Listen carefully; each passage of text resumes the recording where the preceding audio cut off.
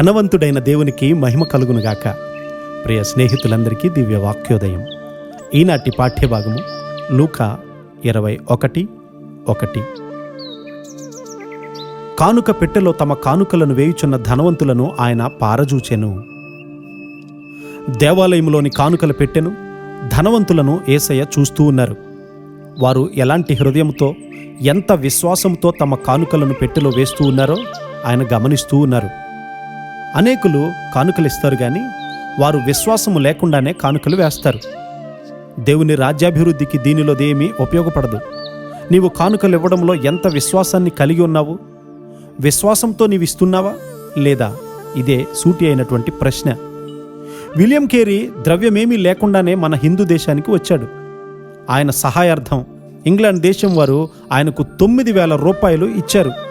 అయితే దానితో ఒక కళాశాలను గాని, దేవుని పని కొరకు ముద్రణ యంత్రాన్ని గాని కొనలేకపోయాడు.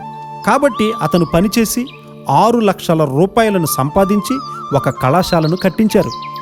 ముద్రణ యంత్రాన్ని కొన్నాడు. అనేక మంది దేవునికి కానుకలిచ్చి దానితో తృప్తి పడతారు. విశ్వాసం లేకుండా ఇవ్వబడినటువంటి కానుకలను చూచి దేవుడు విచారిస్తాడు కూడా.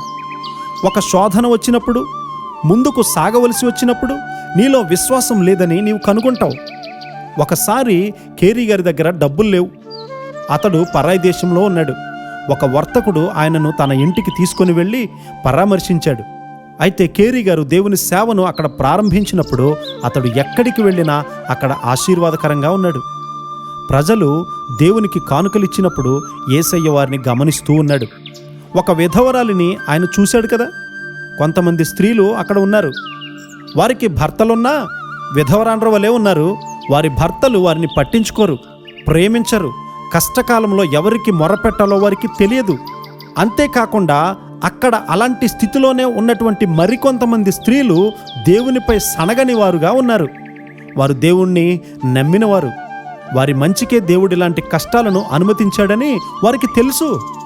వారి దేవుడు వారి పక్షాన ఉన్నాడనే నిశ్చయత వారికి ఉంది. కాబట్టి వారు ఈ పరిస్థితిలో దేవుణ్ణి ఎలా మహిమపరచాలి అని ఆలోచిస్తారు.